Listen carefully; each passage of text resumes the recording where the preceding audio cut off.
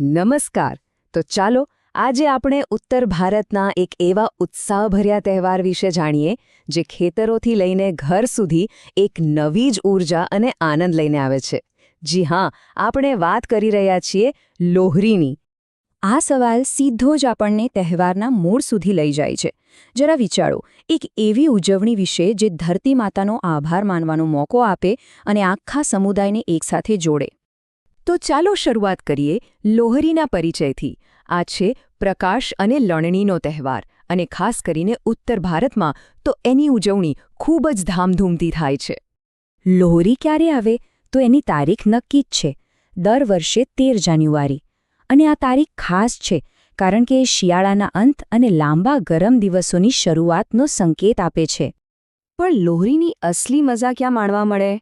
તો એના માટે જવું પડે પંજાબ, હરિયાણા, હિમાચલ પ્રદેશ અને દિલ્હીમાં. અહીં તો લોહરી એક મોટો સાંસ્કૃતિક ઉત્સવ બની જાય છે.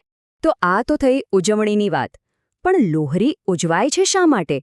ચાલો હવે એના મહત્વને સમજીએ. એનો સંબંધ સીધો પ્રકૃતિ અને ખેતી સાથે છે, જે જાણવું ખરેખર ખૂબ જ રસપ્રદ છે. લોહરી છે ને, એ એકદમ પરિવર્તનના સમયે આવે છે. એક તરફ શિયાળાની કડકડતી ઠંડી પૂરી થાય છે અને બીજી તરફ ઘઉં જેવા રવિ પાકની લણણીની શરૂઆત થાય છે, એટલે કે ખુશીઓનો સમય. અને હા, આ સમયથી જ દિવસો ધીમે ધીમે લાંબા અને ગરમ થવા લાગે છે. આ તહેવારના કેન્દ્રમાં છે ખેડૂત અને ખેતી. એમના માટે આ સમય છે ધરતી માતાનો આભાર માનવાનો. જે સારો પાક મળ્યો એના માટે કૃતજ્ઞતા વ્યક્ત કરવાનો. એટલે કહી શકાય કે લોહરી ખરેખર તો એક આભાર માનવાનો ઉત્સવ છે. તો ચાલો હવે સીધા જ જઈએ ઉજવણીની ધમાલમાં. જોઈએ કે લોહરીના રીતરિવાજો કેવા હોય છે અને એના દ્રશ્યો અને અવાજ કેવા હોય છે. લોહરીની ઉજવણીની વાત કરીએ અને અગ્નિની વાત ન થાય એવું બને? અગ્નિ તો લોહરીનું કેન્દ્ર છે.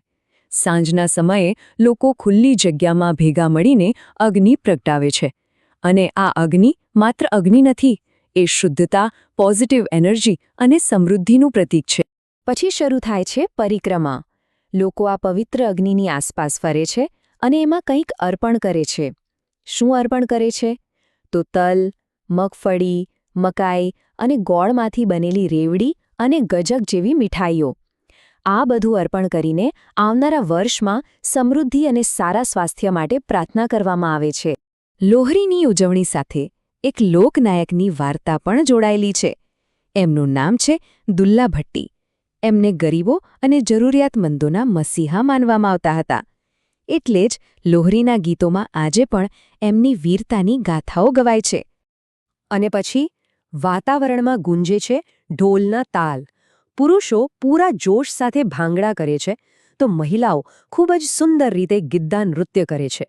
સંગીત અને ડાન્સ વગર તો લોહરી અધૂરી જ કહેવાય.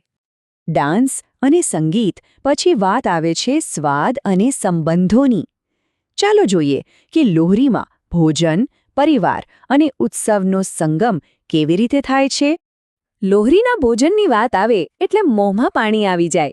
શિયાળાની ખાસ વાનગી મક્કી દી રોટી અને સરસો કા સાગ. આ તો લોહરીની ઓળખ છે. અને મીઠામાં શું? મીઠામાં હોય છે તલ અને ગોળમાંથી બનેલી ગરમાગરમ મીઠાઈઓ, જેમ કે તલના લાડુ અને ગજક, જે બને પણ છે અને પ્રેમથી એકબીજાને વહેંચવામાં પણ આવે છે. ખબર છે, લોહરી ખાલી ઋતુ બદલવાનો તહેવાર નથી, એ જીવનની નવી શરૂઆતનો પણ ઉત્સવ છે. ઘરમાં કોઈ નવા બાળકનો જન્મ થયો હોય તો એની પહેલી લોરી, અથવા તો કોઈ નવા પરણેલા યુગલની પહેલી લોરી ખૂબ જ ધામધૂમથી અને ઉત્સાહથી ઉજવવામાં આવે છે. આટલી બધી વાતો પછી સવાલ એ થાય કે લોહરી આપણને શીખવે છે શું? ચાલો હવે આ તહેવારના સંદેશને સમજીએ. તો લોહરીનો આખો સાર શું છે? પહેલું, પ્રકૃતિ માટે આદર. બીજું, જે પાક મળ્યો એના માટે આભાર માનવો. ત્રીજું, સમુદાયમાં એક સાથે રહેવાનો આનંદ.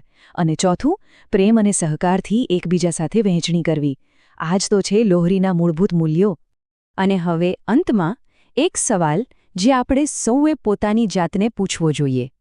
આજની આ ફાસ્ટ લાઈફમાં, આ ભાગદોડ ભરેલી દુનિયામાં આપણે લોહરીના આ મૂલ્યોને કેવી રીતે જીવંત રાખી શકીએ?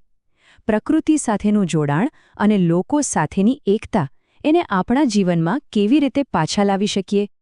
આજની આ માહિતીનું સંકલન સંદીપ પ્રજાપતિ દ્વારા કરવામાં આવ્યું છે. ફરી મળીશું એક નવા વિષય સાથે.